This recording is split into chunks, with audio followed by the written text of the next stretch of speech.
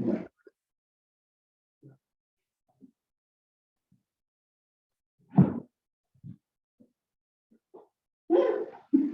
that what is that? And You know, I'm glad to see you. Nice to see you. Yeah. You know, Carol, ready when you are. thank you, Mr. Kelly. The mayor is with us. So why don't we go ahead and get the meeting convened. So we'll call the meeting to order. Communications, any? No communication, Chair. Okay. Public comment. Anyone wishing to address the subcommittee on items that do not appear on the agenda may do so. I see no one in the room. Let me check. Yvonne, how about on the internet? Anybody want to talk to us? No, there's no one there yet. There's nobody there, period, or no hands? No, nobody there. Okay. You hear us okay? Yes. And Chair, I noticed, we don't have roll call on here. We wanted to do that. Well, why don't we go ahead and do that? Yvonne, let the records reflect that Mayor Lands is with us and myself, as well as city staff. Okay. Thank you. We have Lieutenant Parker in place of Chief Ferguson today. Oh, okay. All right, why don't we proceed with the minutes of December the 6th? And neither Mayor Lands or myself were on the committee at that time. So I took the liberty of asking our city manager just before we approved them, just to kind of give us an update. The minutes were rather well detailed. And I just want to make sure that everything from the old committee is captured and there's no outstanding items from the last meeting of December the 6th. Okay, thank you, Chair. Happy to give the subcommittee an overview. The last meeting was held in December. It was the first Monday, December 6th. The subsequent regular meeting, which was the first Monday in January, was canceled. But in terms of the agenda items that were covered, we did address a communication regarding buses on the Sonoma County Transit buses on East 3rd Street. That matter actually has been referred to the Public Works Subcommittee for further review.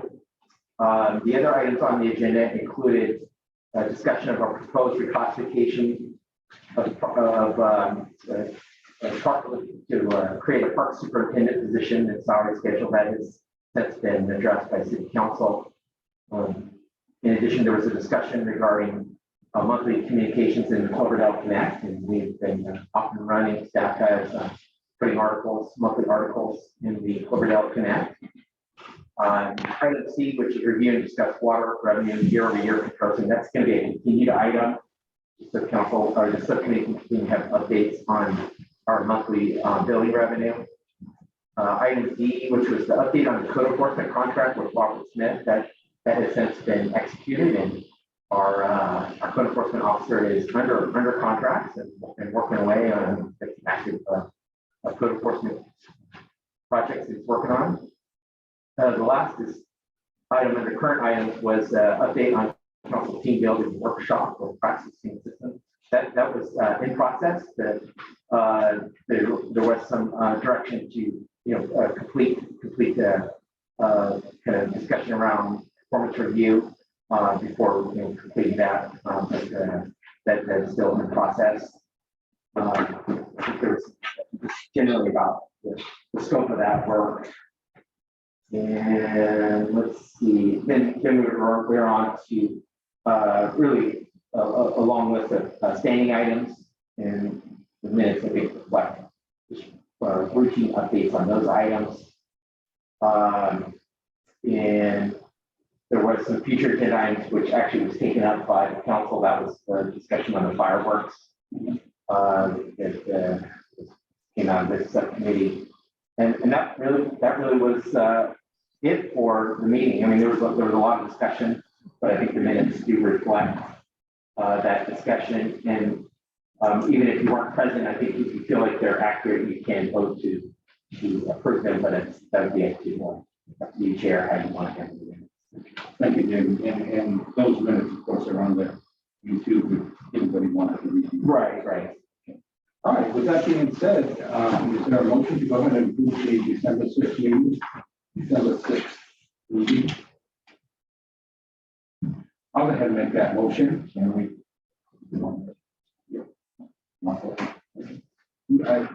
I think if you're comfortable, you have a chance. Okay. All right. So let's let the record reflect that the minutes were approved. They were recommended for approval by Chair Walter and seconded by Mayor Lane. Okay.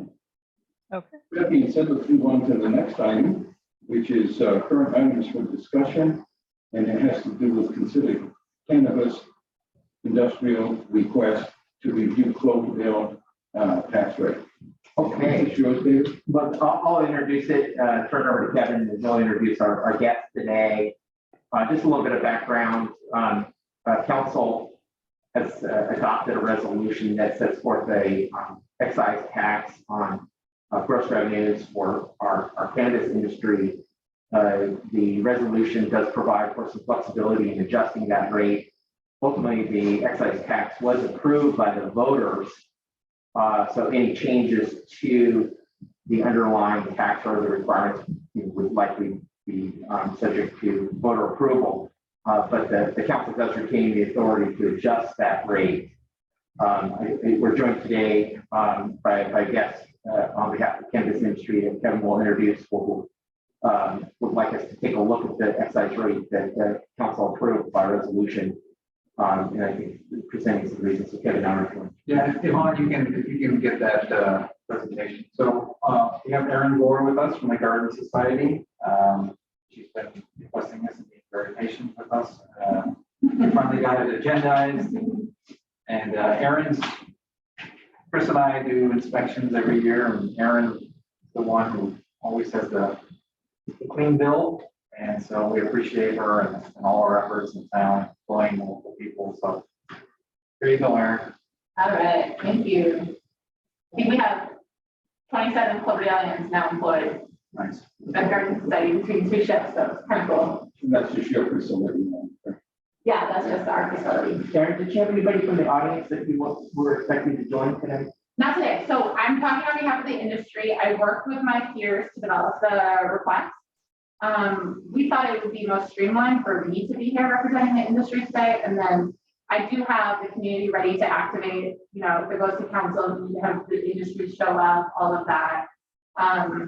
I think my peers and I agreed probably I was the most astute to present this to this group to try to move this forward. And maybe the squeakiest wheel to Kevin. Kevin. Yes, ma'am. You want me to pay this bill? I'm just kidding.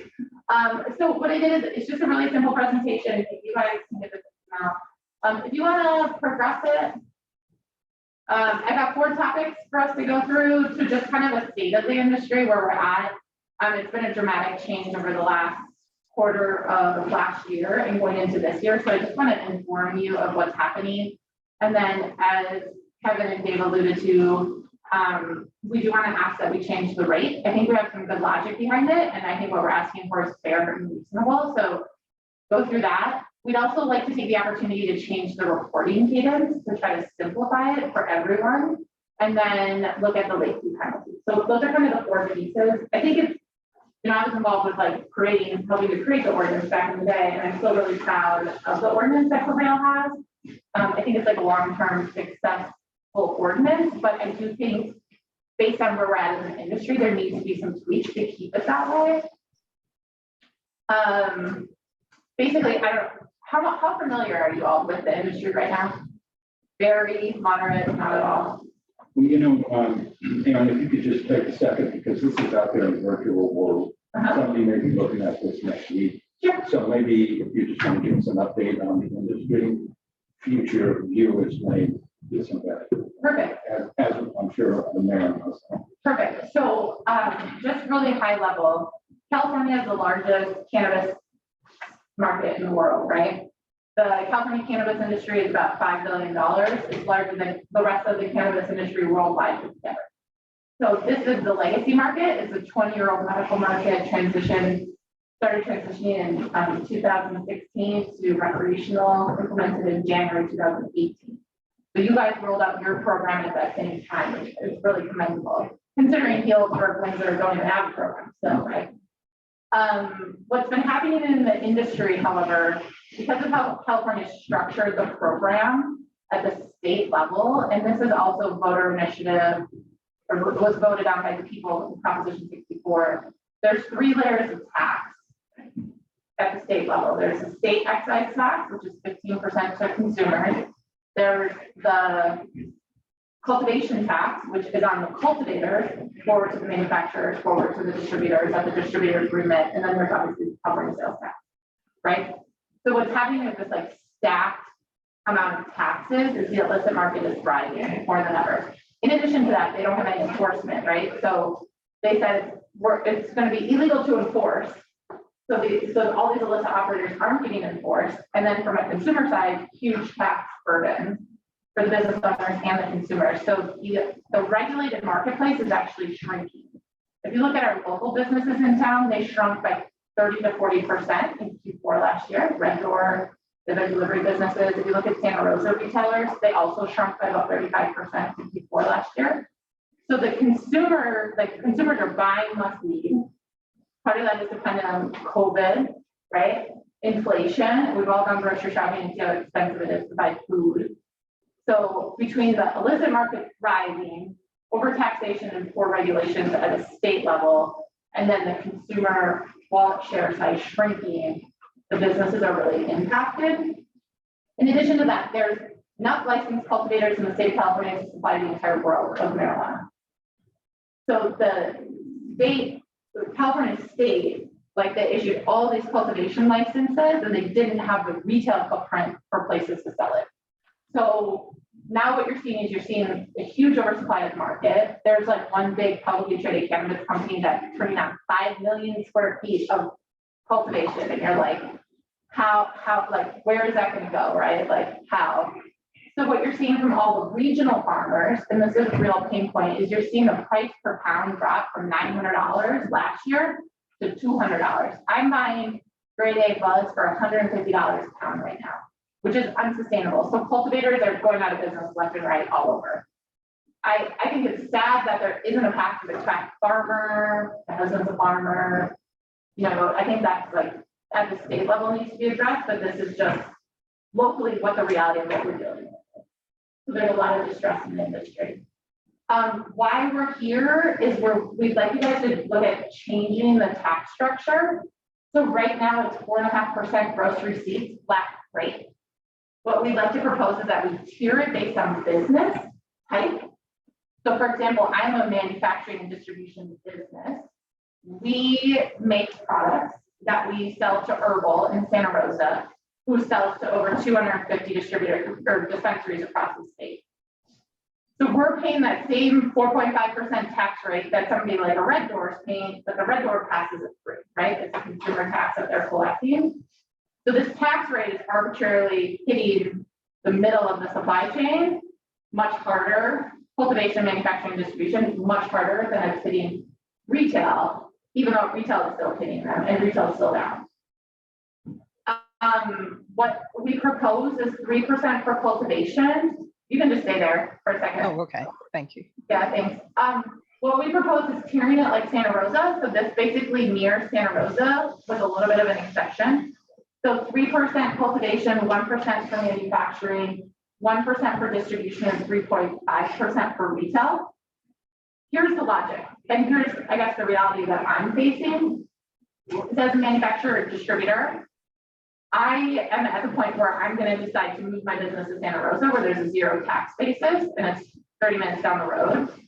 If I'm growing at such a rate where like I can't take this tax burden much longer before I decide to relocate a distribution center to Santa Rosa, push my product to Santa Rosa and invoice out of Santa Rosa, because of the fact that Santa Rosa is much more tax friendly to scaling businesses. Retail, you're only going to have so many people through the door, right? When you do manufacturing or distribution, you're selling products statewide, so your volume of transactions in business can be substantially higher. So that tax burden on that middle supply chain is substantially more.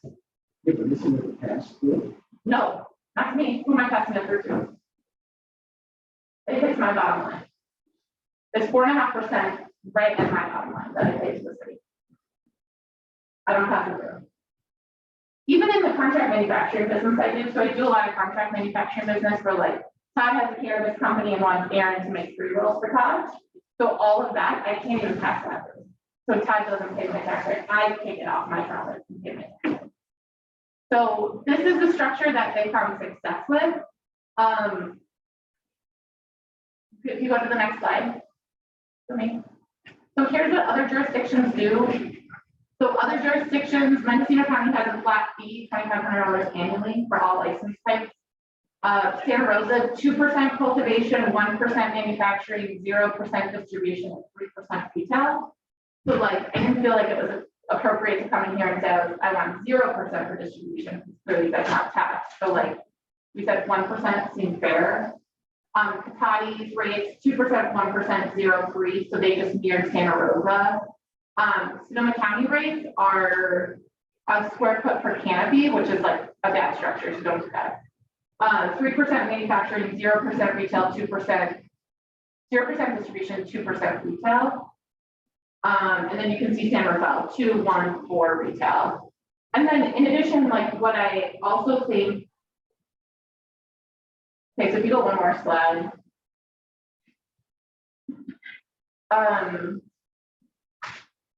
So then if you just look at like other business taxes in Cloverdale, I know there's a cannabis excise tax here, and that's really important to the general fund, but if you look at any other business in Cloverdale, nobody's taxed with the rates for tax that from a gross receipts point of view.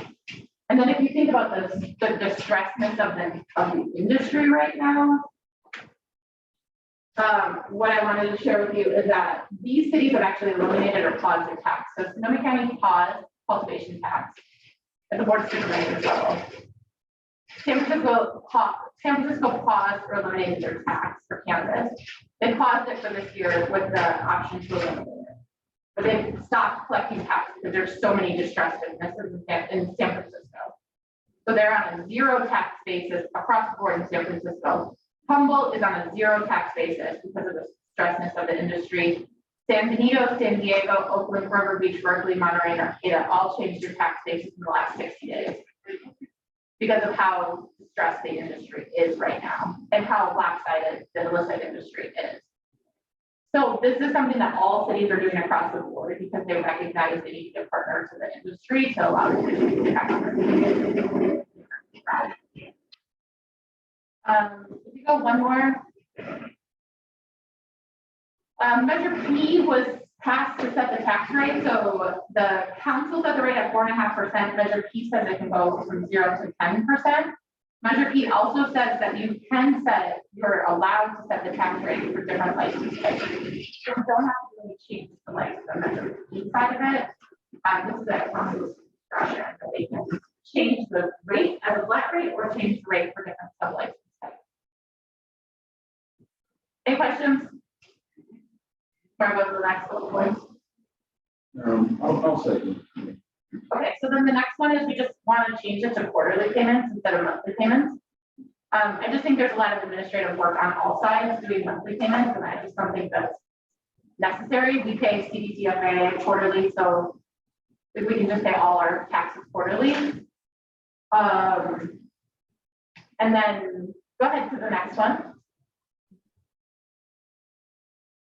And then this one is just really asking for a reduction in the late fee penalty for Measure P.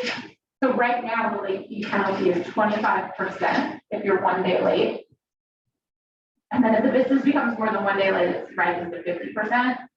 So this is just really predatory. If you look at like the TTB or any other industry, we're not opposed to a late fee, but there's a gajillion reasons why. Sometimes you can be late in paying your taxes, and we've experienced this, right?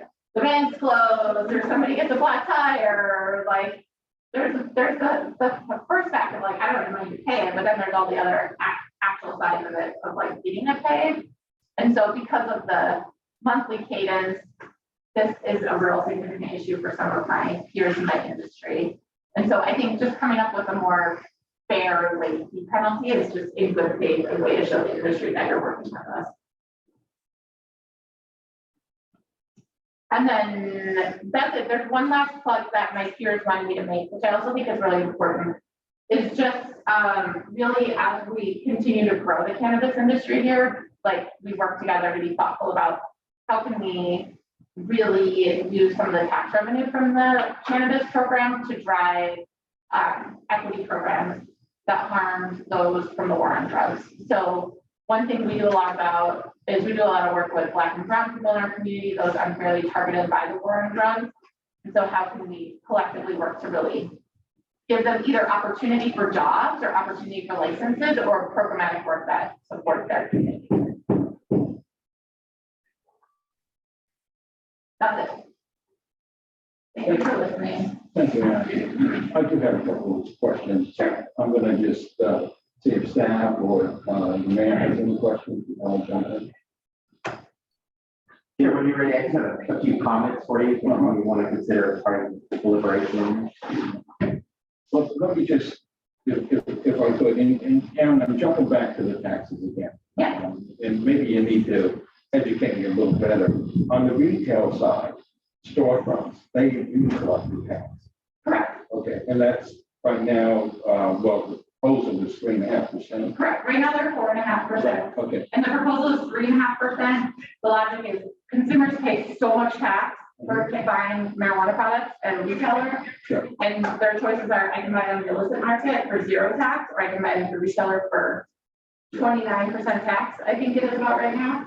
So we want to try to drive lower taxes for the consumer so more people shop in the regular. Yeah, and you know, quite frankly, if I was a user of the product, I would probably still continue to buy it from my source that's not licensed. If I have experience of having a good product, why would I go to a store and pay more for it? Because of the taxes? So I kind of get that. Well, he doesn't know, I mean, but you also can't buy products like mine in the illicit market. Okay. And they're like high quality products, right? So it just depends on your consumer and what they're used to and what they're buying, Right. what their quality based views are. Well, and as far as the late fee goes, you know, if it's a pass through like it is on the retail side, why should there be no late fee? Or why should there be no penalty for submitting the taxes on time? I mean, technically, it's just a pass through. You shouldn't be using that money to run the operation. You shouldn't be. Yeah, but that's just my comments. I don't know if you can segregate the late fee for the license types, but if you do that, no, I don't know. Nobody has a problem with that. Yeah. Mayor, anything? I'd like to hear the comments, if I have some public comments or something that David has. I would imagine. Chair and Mayor, just a couple of things wanted to share with you in regard to the request. I think the excise tax is clearly something that's set by council by resolution. 2 of the requests are embodied in the actual tax measure itself. Most specifically, the timing of payment, the muni code does require for payments to be made on a monthly basis. So I believe the logic in that is just the background was, at the time when the ordinance was developed, which was in 2016, the vaping industry hadn't quite developed to the extent that they have now. Maybe it's still in that process, but there was concern that cannabis industry would be required to hold a lot of cash, and I think the idea again behind the ordinance was that it enabled the cannabis business to make those payments monthly so that they weren't holding a lot of cash, because a lot of transactions were occurring.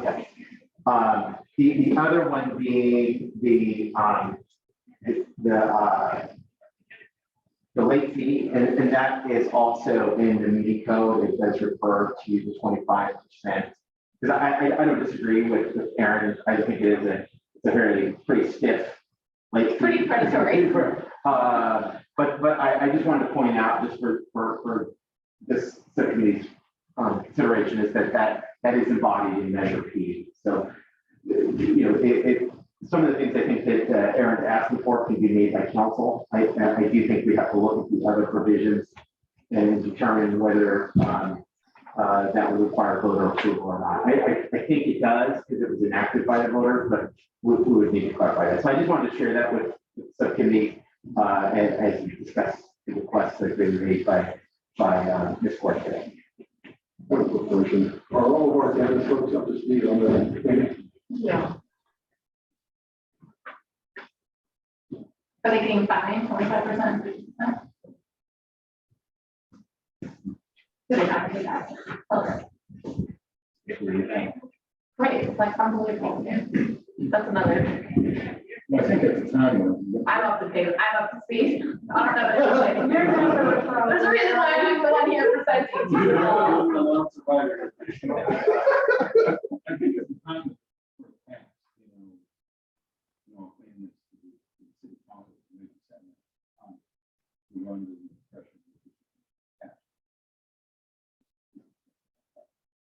So, yeah, I agree, it probably is time for us to revisit what we can, without having to go back to the voters.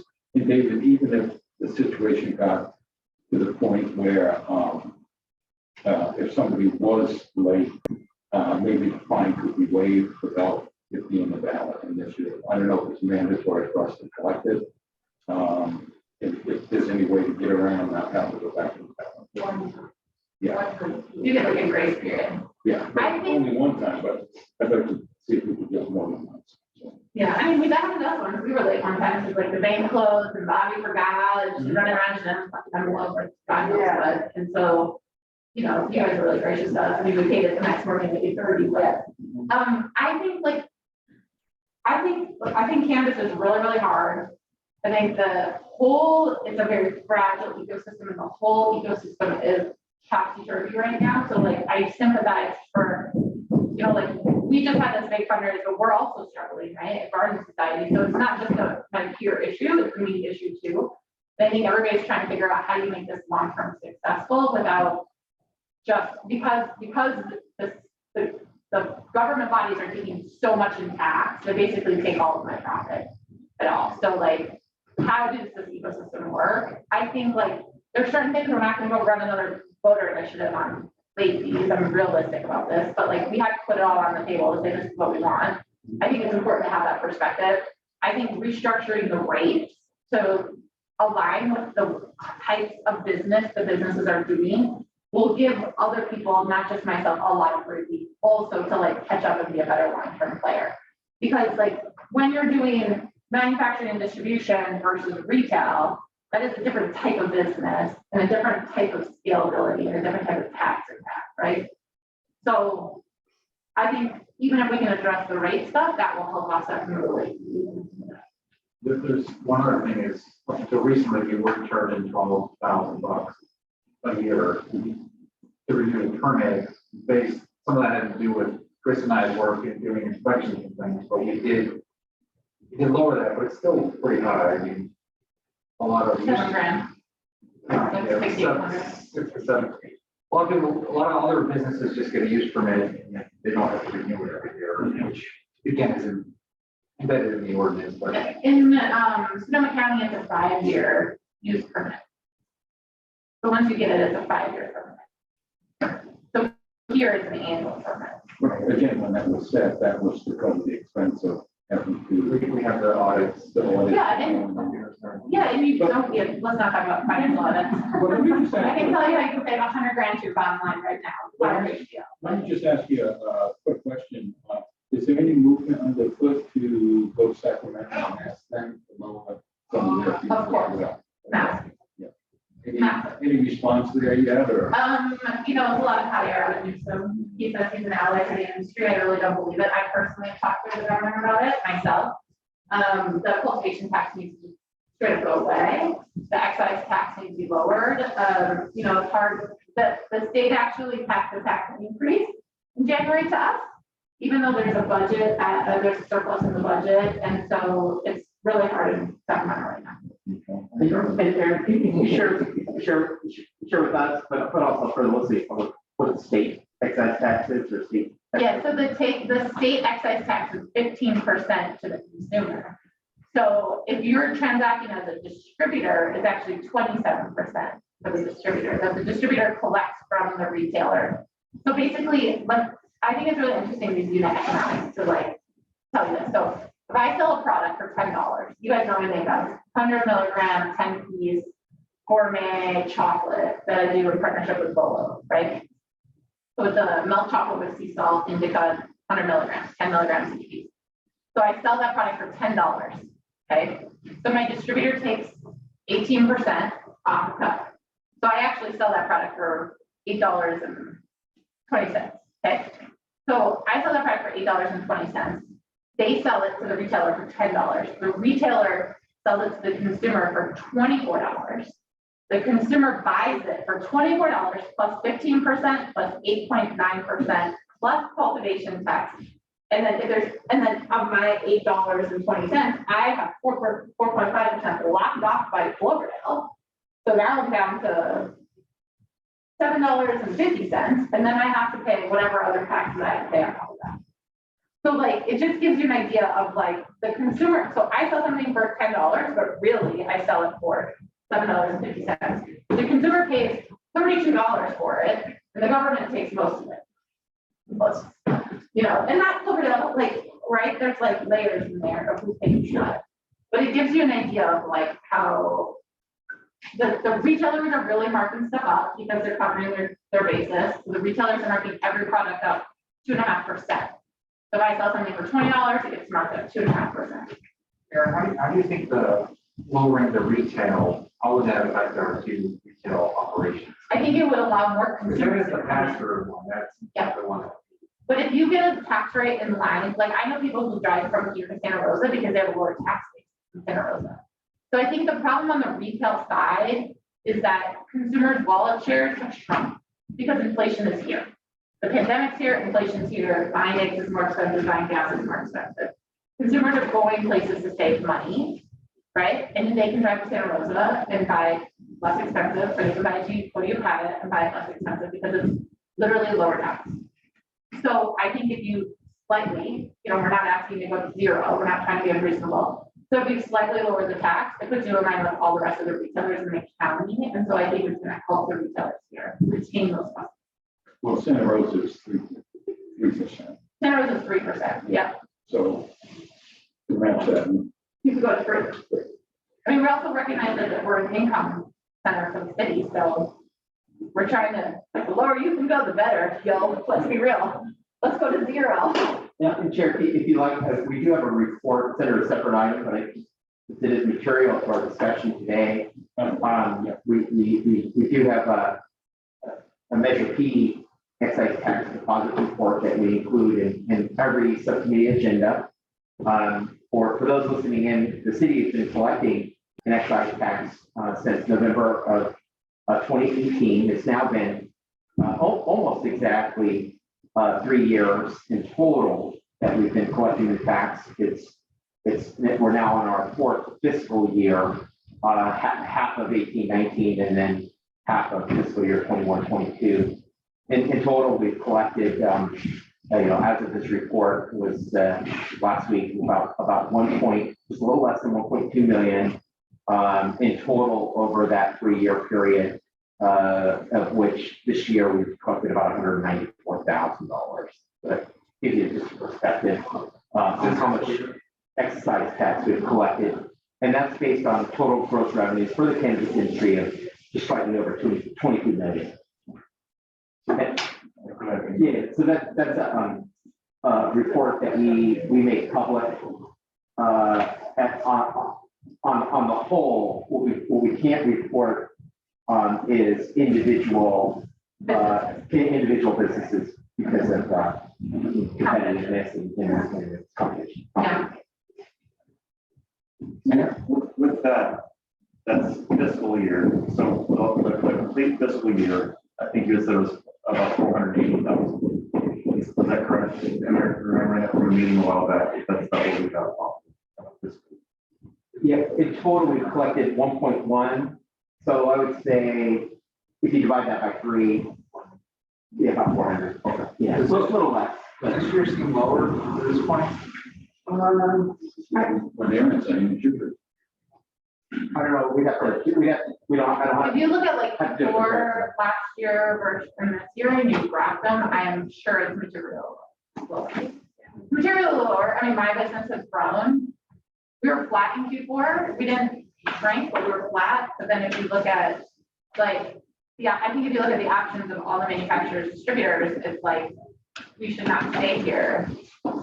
If the business is gonna be so constrained and so volatile, there's a burden to staying in Cloverdale, even though I have an incredible labor pool in Cloverdale. I mean, it will literally drop 4.5% of my bottom line.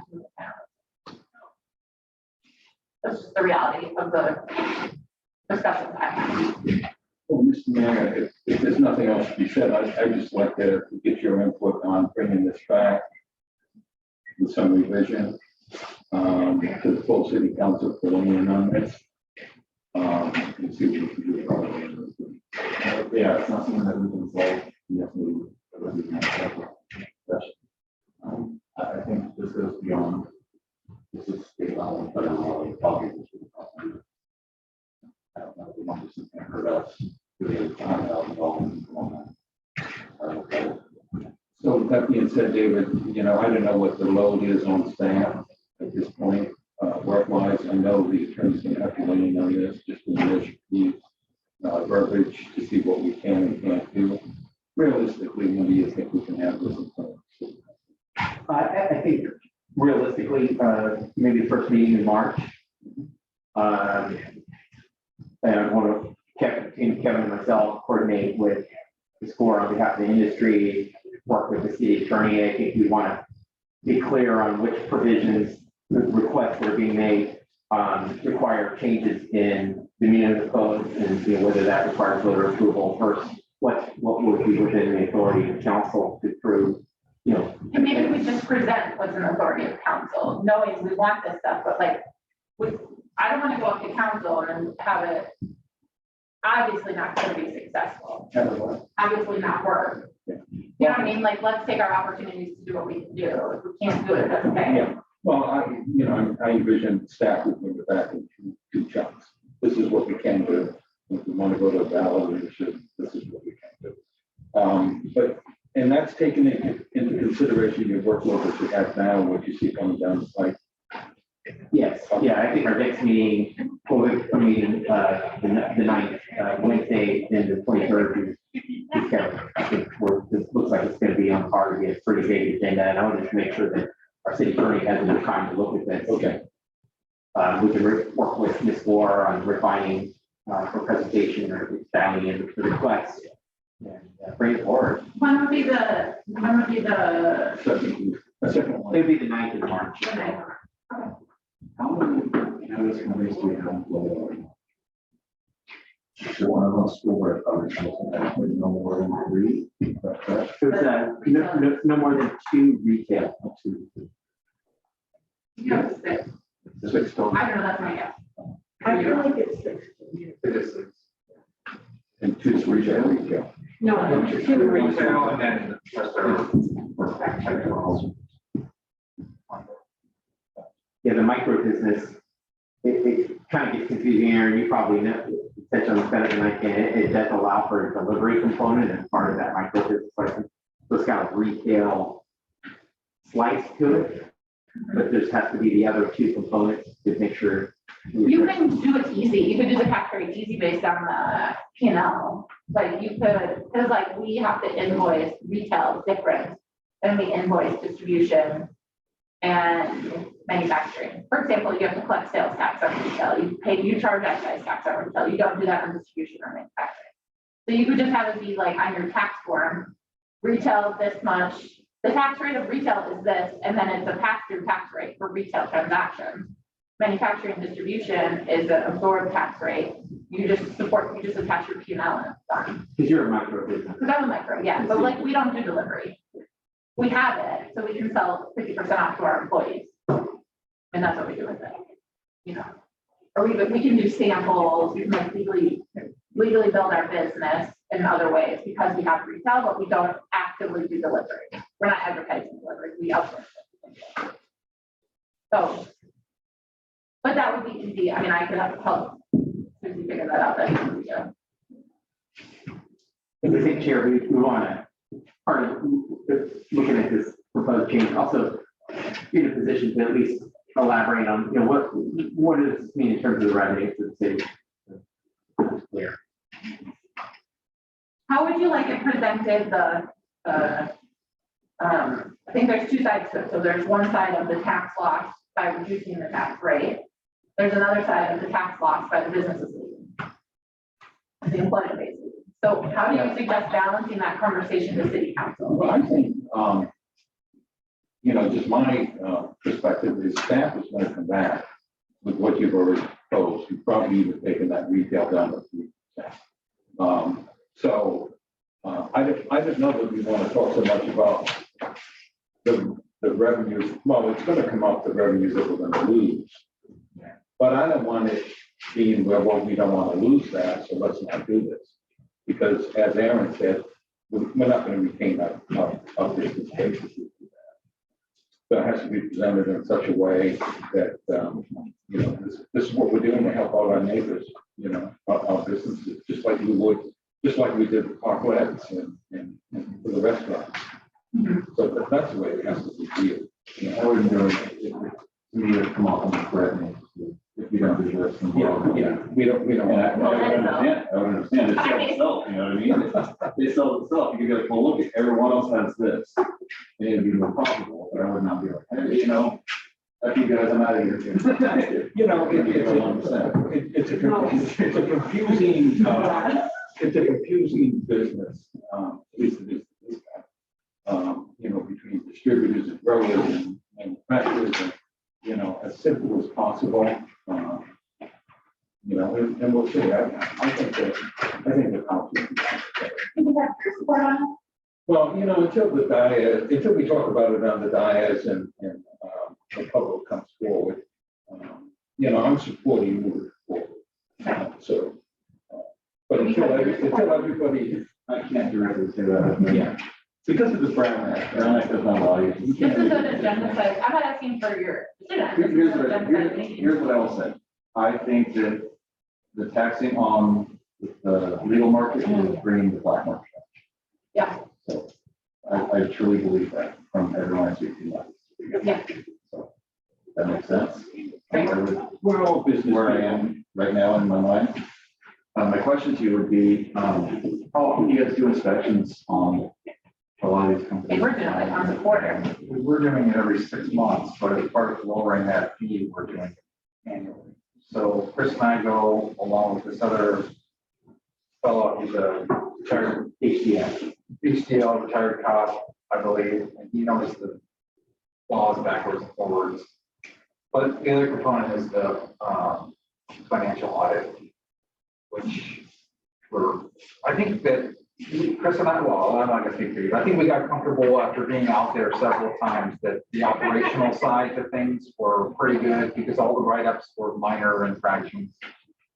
And so I think we're confident that and there's also the state component too. I don't know if the state has ever been to your place, Aaron. Yeah.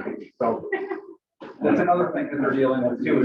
Yeah, I talked to Jamie a lot about this. Because, you know, I know her building. Yeah. And so I got to hear a lot about this. Yeah. That's why I asked, just, you know, how did the plants happen? You know, what path did they take? How long did you guys? So I'm just not sure. I don't think there's ever been a regulating complaint. here, you know what I mean? And not just you. No, I don't think there's ever been a complaint for anyone. We really haven't done Go ahead, Brian. Years. And so usually it'll come to me, and I'll talk to Kevin, then we'll just send an inspector out there, I'll go out there, and he'll go out there. Well, I being a policy setter, I never mind if you shorten periods, but when you see a red flag, then you have to start. I think that only makes sense.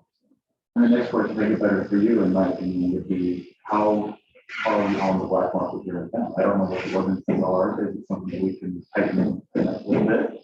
Something that might help you guys? They sell it out, we know who sells. Right. But I mean, how about like roads and things like that, so that we can minimize and control that? Well, we do have an ordinance that covers that, but as far as legal roads, we usually get worse from for surrounding neighbors, that they would have grown over here. Obviously, you can have a growing back there. But, I think there's another spot that we're gonna look at. That we done with last year, it was the year before, we think it's back. So we'll go out and deal with it. And once we hear about it. Yes, different. Yeah, nothing happened. You guys are good. I had an illegal grow next to my office. Remember that? These guys showed up and they were like, oh, your office smells. I'm like, actually, no, it's a illegal grow, right? I'm literally the other side of the fence. Right there. Yeah. So we have to be, be careful. If it was the current road, I'd be more, I did like that. Okay. Okay. So like I said, we'll get it, well, David said, we'll get it on March 9th. So we'll coordinate with Aaron too. If some reason that date doesn't work, the next meeting would be March No, 23rd. it's better not. The 23rd is not a time. And then what? So what I think we should do is maybe make a presentation to, you guys get back to me, but we can leave off the fee schedule and the payment schedule, if that's part of Measure P. If the attorneys say like, that's not possible, let's just clip it. Or And say that, other, you know, certainly if that's. we part could of- address it and we could say this is something that we feel is unfair, but it's part of Measure P, which we can't address it. Well, that's why I say if we bring it back in 2 phases, so that we can at least pass one and then consider whether we want to move forward with amendments to Measure P. Do you think we can agendize it on March 9th in a way where you could actually take a vote and pass it? Let us think about that, Aaron. What we would probably do is receive direction. And if council directs us to make the change, we can bring it back very next meeting with a resolution that's on consent. Okay, I mean, I think it can happen fairly quickly. okay, that'd be great.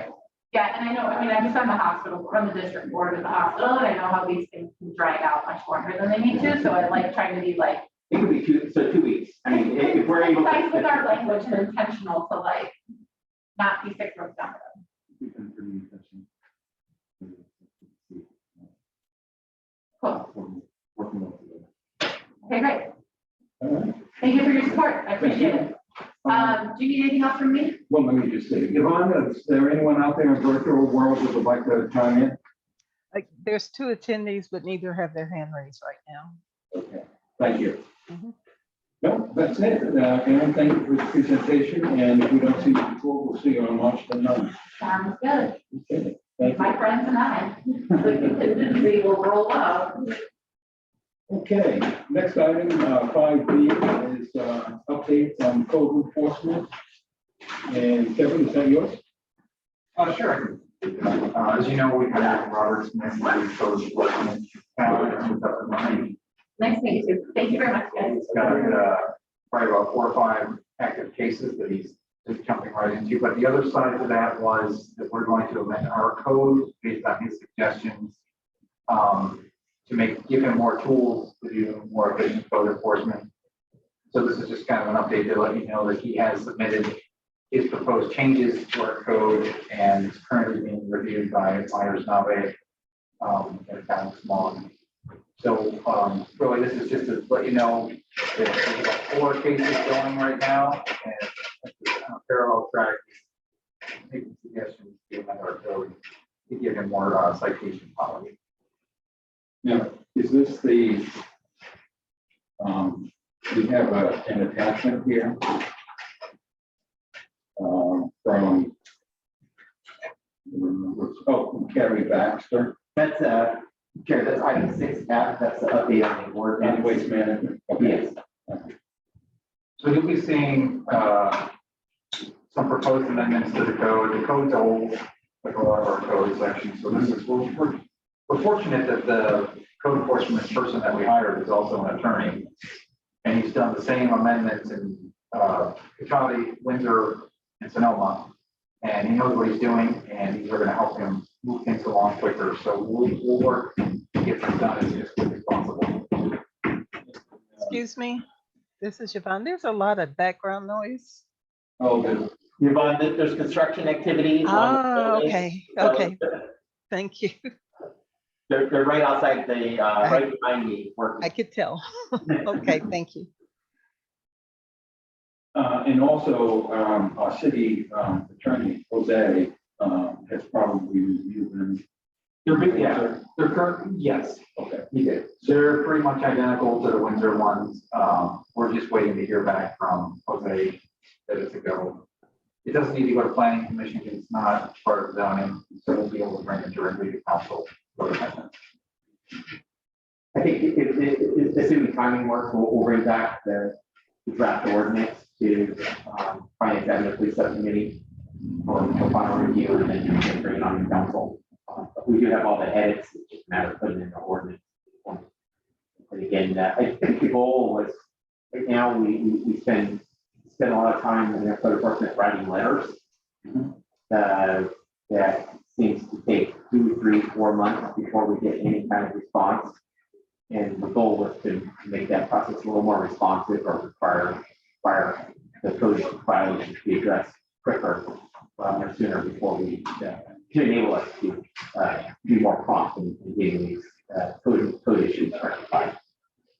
Without violating anyone's privacy or rights, can you share with us some of the cases she's working on now that are most immediate? Yeah, well, one is another one that we're all on South Cloverdale, a lot of commercial property.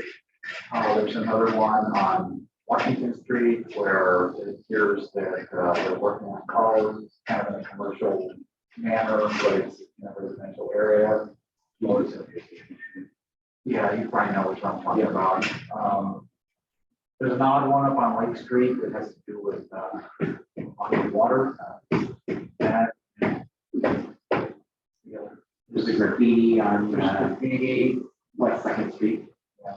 This guy is amazing. If you have any, let me know. And I just sent an email and he got it. You know. I just figured there's enough, if it just gets in this contract, you know. Well, I mean, we did kind of say we want to be, we don't want to be proactive necessarily. We're still in a response mode where people will complain and he'll go look. Like you said, if we start driving around, we need them for more than one day a week. Yeah, well, I'm just talking about Honey. what hoops is in the street or, and I know the kids have to play. So I don't know how we handle that. Right now, we're complaint driven, and it would be nice if we were just proactive and we can nip them on it because, you know, that basketball is not there for 5 years, you know, now all of a sudden I'm away. Kids probably don't even play with it anymore. Well, if you have addresses, please let me know. No. Every problem. Mr. Mayor, anything else before we? No, sir. Well, if I'm correct here, we're gonna get an update on California water. Chair, this is an update on what's called Water Arrearages Payment Program. This is a program that was established through the State Water Board. Our finance team put together a basically application. This was intended to address or respond to late payments that occurred during COVID. There's a very specific time frame that was required in the application to address late or unpaid water or utility bills. And so our finance director has been working on this. So Susie, if you want to provide the finance and admin team an update. Yeah, so the State Water Resources Board has offered this relief to both local water agencies and residential and commercial drinking water users. The intent is that anyone who has yet to pay an invoice that was due during COVID time, so any invoice that was dated March 4th, 2020 to June 15th, 2021. Those are still left unpaid. The state is willing to give the money to the water agency on behalf of those individuals. So working with the state water board, we came up with 108 accounts that would fall into that parameter. We received a check recently for $43,394, and we will be sending out letters next week to all customers, notifying them that they, they're going to benefit from this program, and then the amount that, and then offer them a payment for repayment.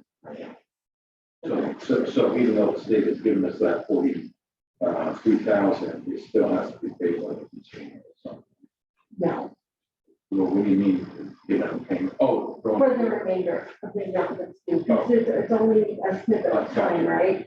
So if you owe more money, then. so if you owe $130 of the payment, those are still. What do you think that's going to amount to? What's our total delinquency, I guess? 3%. You know what percentage that No, would be? $43,000. $43,000. But you know the percentage of that to the total tax? Just Total past due last month was 150,000. 75 of that was water and 75 was sewer. So of the water, 75 is going to take about half. yeah. That's a one-time charge. But the letter will also let the customer know that there may be other programs that they're entitled to, and we'll make sure how to do that. Because we still have our program, we budgeted, I think, 5,000 to help. The one-time $100. Yeah. Any of them, well, I guess you'll look to see if any of them fit into that situation. Mr. Mayor, anything on your end? Nothing.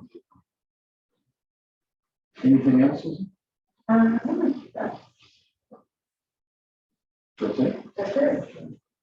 And Chair, just on this program, obviously it's state funding that was directed to try to provide customers with some relief. Ultimately, it's going to help our fund balance, which we'll report on later, is being impacted because of the reduction in water sales. So the goal, I think, of our utility staff is to try to apply as much of that as we can to those late bills, because the way the legislation is written, if we don't, we have to return it. And so, hopefully we can make the greatest use of it as possible by reducing those customers who had outstanding bills by the influx of state funding. So it was some work on our part to get that funding, but this is a good thing for me. I can imagine just trying to go through the records and pull up who was going to put that. It's kind of challenging. Ron, before we move on, is there anyone else that has a handout up out there? Okay. All right. Well, if there's nothing else, we'll move ahead to the standing items. Okay. And staff, I'm just going to allow you to run right down that line. I'm not going to call out each letter. Okay. So why don't you just hit it? Okay, happy to do that, Chair. So item 6A is the update on Measure P, and that's a report that our finance director prepares and includes in our agenda packet. We covered that earlier, just in terms of discussion on the cannabis excise tax. So that's it's our way of being transparent in terms of anybody who's interested and wants to see what our cannabis industry is contributing in taxes. That report is available. Item 6B, we've agendized this as a standing item. Reason we wanted to share this with the subcommittee, and we may ultimately want to bring this forward to council, is in looking at the water rate revenue for this current fiscal year, we've seen a pretty significant decline, with the exception of billing for January. We attribute these declines to the requested water conservation. So, the reduction in or the reduction in use by customers directly correlated to a reduction in water rate revenue. So far this year, we've experienced based on the year-over-year comparison, $157,000 decline in revenue. And so we wanted to make sure we were being transparent with the impact of the water conservation on the water enterprise fund. The city updated the water rates. And the goal of increasing the water rates was to ultimately increase revenue to help us fund important capital improvement projects. So this ultimately impacts our ability to fund some of those projects. Now, what we are doing to try to offset that, of course, is looking to apply for grant funds. We did a public works subcommittee reported on a $3 million grant application to the Department of Water Resources to help fund capital improvement projects. So that will help. If we're awarded, that will help address some of the capital costs of our CIP projects in the water enterprise. Assuming we're successful. So I've reached out to our rate consultant because what I think it was prudent to do would be to look at the impact of the rate revenue of bringing in, when council did allocate American Rescue Plan funds, so that helps.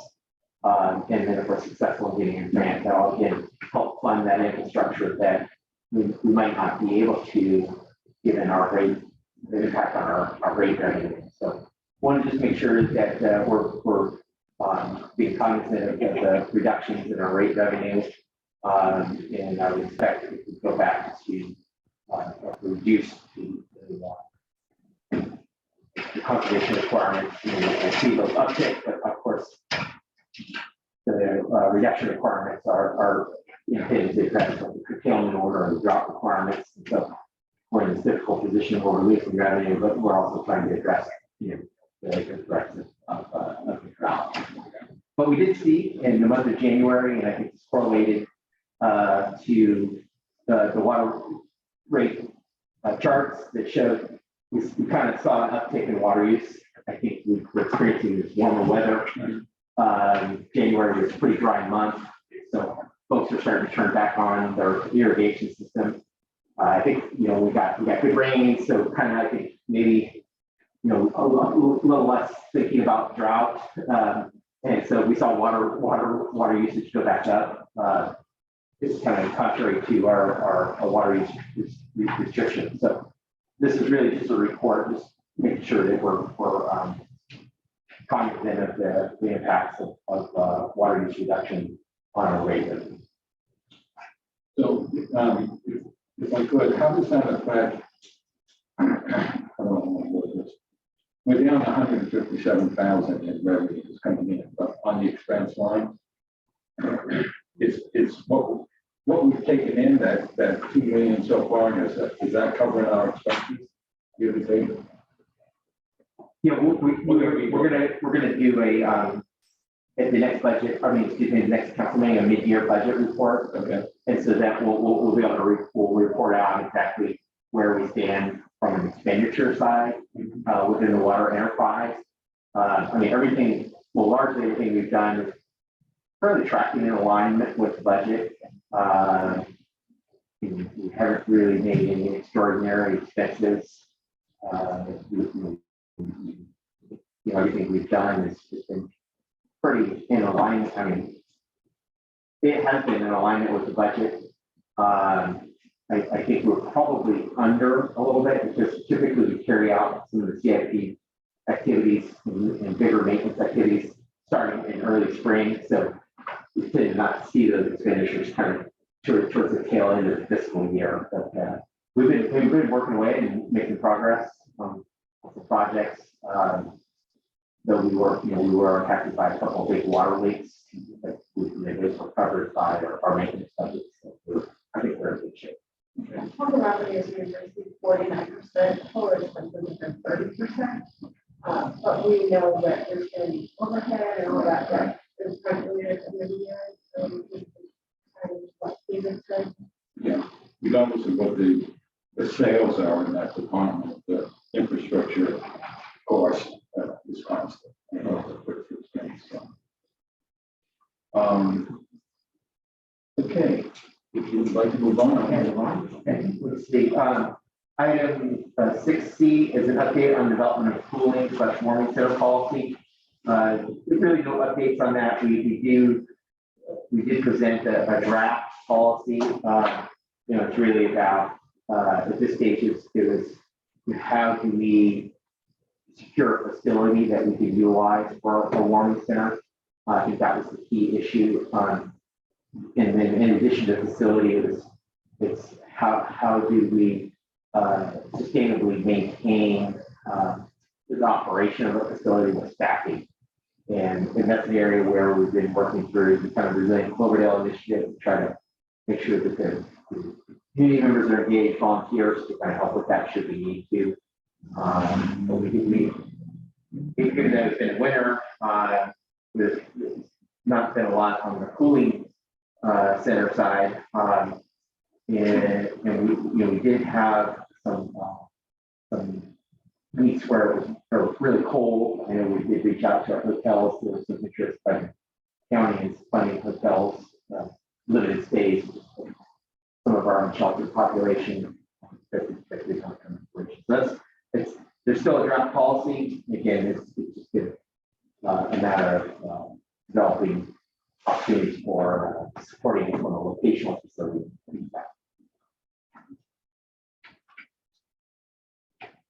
The item D is the update on Sonoma County homeless emergency response. This is an ongoing activity. It's generally reported on through the community advisory group that will have a committee meeting tomorrow led up by the mayor and Councilmember Paula.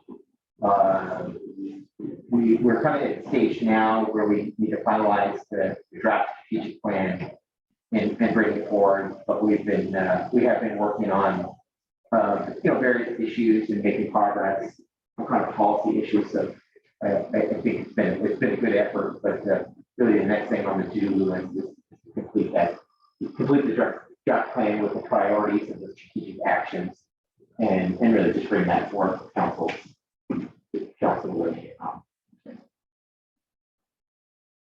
The item 6E, we had multiple presentations to this subcommittee about pension obligation bonds to pay for our unfunded actuarial liability, or UAL debt. One of the first steps in that was to engage with a firm to do an audit of our ad valorem tax structure, and we have since engaged with Bartell Associates to do that audit to make sure that we are collecting that, calculating and collecting that tax in accordance with the approved legislation. So that we just executed that. Susie, our finance director, did a lot of work with Bartell to get the scope of work with the agreement in place. So we'll be making progress on that audit report. That was a help. That's actually a requirement. That report is a requirement of actually being able to move forward with potential issuance of pension obligation bonds. So once we have that done, the plan will be to come back to council at that point and review the audit. We'll probably review the audit here, but then also come to council and see if there's an appetite for pension obligation bonds. The benefit has been that because of the low interest rate environment, now there's a lot going on in that area, that the bond rates are lower than the CalPERS rate, and so there could be some savings there to really the savings in this case doesn't generate to the city, it generates to our residents. So it would be a kind of a benefit for our ad valorem taxpayers to issue pension obligation bonds. Let's see, moving forward, item 6F is an update on the ordinance amending the Cloverdale Municipal Code to address requirements of SB 1383. Included in the package is just an update from Carrie Baxter. Carrie is the consultant, the project manager that we're working with from R3 Consulting. R3 Consulting is a firm that does all things solid waste and recycling. They're helping to draft updates to our mini code by way of an ordinance to ensure that we're compliant with SB 1383. This is the provision that requires that everybody have a green waste can, all businesses have green waste can, and there's also a system in place for encouraging restaurants to compost the food waste. But then likewise, there's these other requirements that we buy compost. So they're trying to develop this market for compost. That's probably where the biggest financial impact is going to be from the city. But in order to comply with the state requirements, the state is taking a very strict approach here to ensuring compliance by making all cities update their code to be compliant with the legislation. So that's where we're at right now. Actually, after the agenda packet was published, I got a draft ordinance that is being reviewed by one of our attorneys at Myers County, Jordan Bishop. And so what we'd like to be able to do is bring that ordinance to council for introduction, but we can bring it back here if that's certainly fine. Well, if this is the same SB bill that I'm thinking of, where the city gets fined for people not complying with this, I'd like it to come back here. Okay, because I'm not sure when we write our ordinance that we can make it clear in that ordinance that non-conforming businesses or residentials will burden the pass-through expense of the fines. And how strong we can do that. You know, I know the school board wasn't too big on this when this first came out through the school subcommittee because there was no measurement of how to weigh what we're actually doing with that waste product. The other thing I'd like to see about is I'm going back maybe 15 years ago when we passed an ordinance that each resident will have the 3 cans: the recycle, the gray, and the green. And whether you want them or not, you got to build them. And now, you know, there's a situation over on Portofino. I don't know if that's taken care of itself, where somebody's going around using everybody else's gray can and they don't have their own. Well, if we could just look at that ordinance, and make sure that I'm right, that it is in the ordinance that we will have those. It is. That makes sense. Yeah, no, you're right on target, Chair. It actually is in our mini code that does require a heavily service. Now, we try to be careful there is an out by asking through the city manager's office whether it is to be exempt on. Because what we're mindful of is that anytime you change rates, it's a mandatory service, then it becomes a mandatory requirement that requires a vote because it's going to increase the tax, increase in solvent rates, similar to water rates. And we want to be able to at least give some flexibility to residents who might want to self-haul or manage their own solid waste, but likewise be mindful that we don't want to create a nuisance or a code enforcement issue for folks who don't subscribe to refuse services. So it's kind of a balancing act there in terms of addressing the compliance side, but also addressing code enforcement. But we'll definitely do this.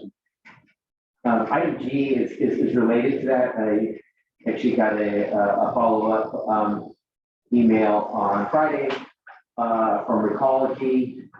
They, as our municipal solid waste provider, they will be burdened by the requirements of SB 1383 and incur additional costs. That what they would like to do is pass, of course, those costs on, which are permitted through the franchise agreement to their customers. That does require council approval to do that, what is referred to as an extraordinary rate increase. In their rate increase request, they are tying it to an extension of their franchise agreement for, they've given us some different alternatives. Obviously, it's particularly beneficial for them because that means that they have an extended contract, extended rates, and it's a revenue source for them.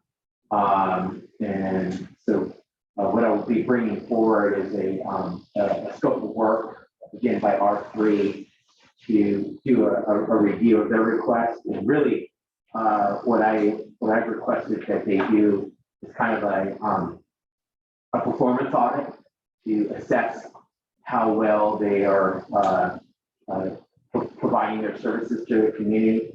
I do receive complaints about their service, and generally they're pretty good at following up, but this performance audit would be related to the vehicles that they use.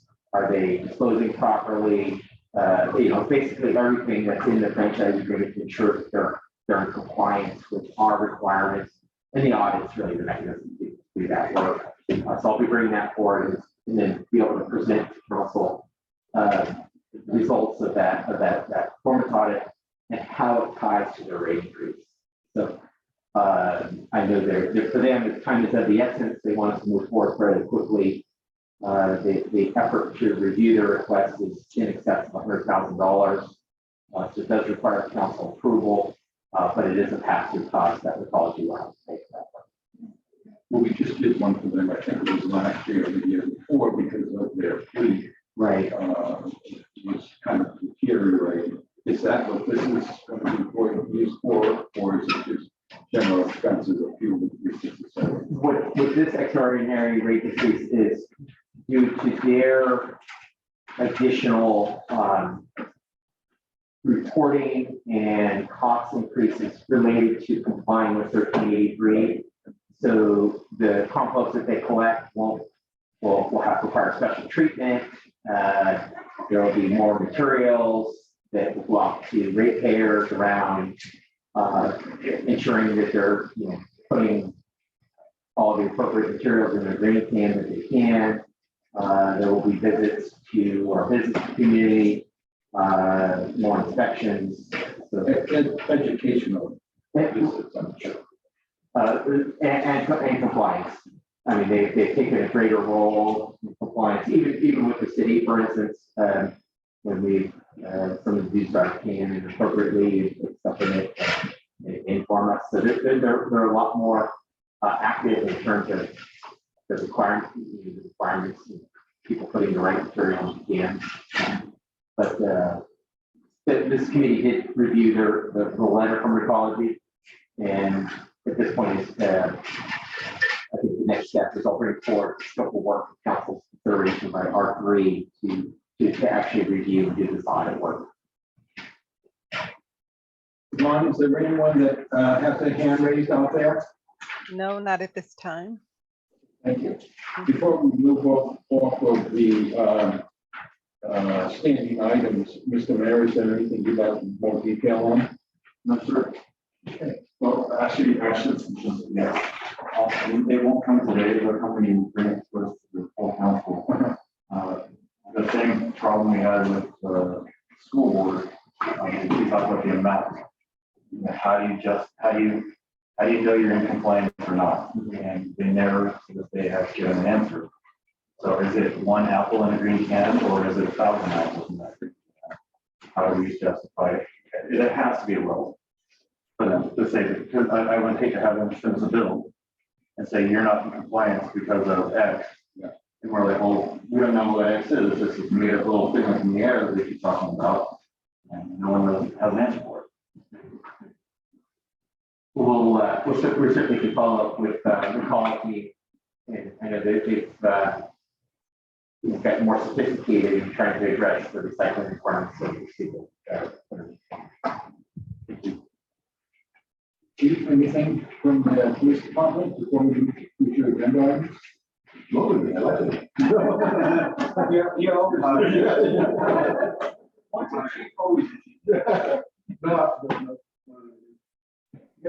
Lieutenant, maybe just a brief update. You employed the drone on Friday? Yeah, so, we got Ricky out there, for doing for the control burn.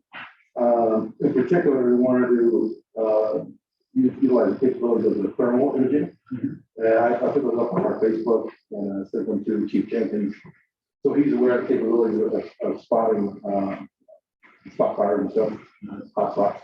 So that's up and, worked out really well. Where's your range? That's when I followed. I think it's pretty good. Yeah, it's about that. We can only go 400 feet up, but for the, we go higher. If I ever go 400 feet up. With the, we were about 250 dollars with the heat that were on the paper. And I said to Chief Jenkins, and he loved it. You know, he now knows that. Okay, well, if we need to get us out there, we can get out there and help him with the spot fire and everything. He doesn't want to run out and buy his own. You have a monitor on that, you can actually see Yeah. active, so, you know, if you were on search fence, you can use that. Well, there was a couple of citrus fairs ago. They had a video running of how it goes up and down the river. And of course, then people operating it, but it's pretty intense. Yeah, we were just operating in a really last week too. It's really active. It's sure it makes a lot of sense to patrol that river area with that drone. Yeah. I mean, to get in there on foot or with the quad, it's a lot of work. But that drone, We're up and out in 15 minutes and Yeah. we can get that whole order under a few minutes. We're particularly looking for an individual out there. Sure. For different reasons, I can't say, but we're trying to find this camp. So. all right, with that being said, how about future agenda items? I have one if we could. It's been a while since we've gotten a report from our city attorney on pending cases and status.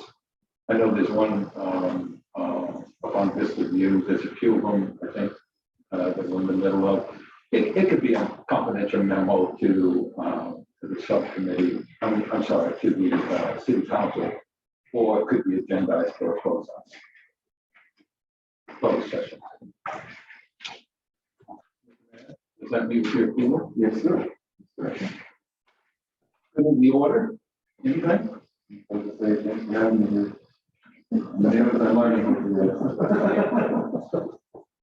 Good in the order? Nothing? Okay. Susie, thank you for that report and especially letting me know how much of that water bill, what percentage I covered on that 43,000. That's good to know. It's good to know that we still have that program in place and encouraging people to use it. So, with that being said, let's adjourn the meeting to March 7th. And this time will be at 5 o'clock, or do we rotate the time on this? This will have a set time, it'll be 1:30. 1:30, okay. First Monday of every month. All right, meeting adjourned. Thank you. Oh, Yvonne, anybody out there with a hand up? No, there's not. Thank you. Thank you, and we'll see you at 5 o'clock. 5 o'clock. I was gonna ask you the time of that one. Okay, Or 4:30. 5:30, 4:30. 4:30. Okay, I was confused. Had both times. Thank you. I'll see you then. Oh, that's gonna be